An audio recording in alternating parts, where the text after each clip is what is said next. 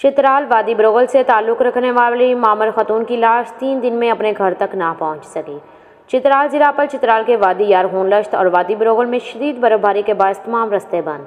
चित्राल वादी बरोगल जो ताजिकिस्तान और वहान के सरहद पर वाक़ है, वहाँ का वाहिद रास्ता शदीद बर्फबारी के बायस हर किस्म की ट्रैफिक के लिए बंद।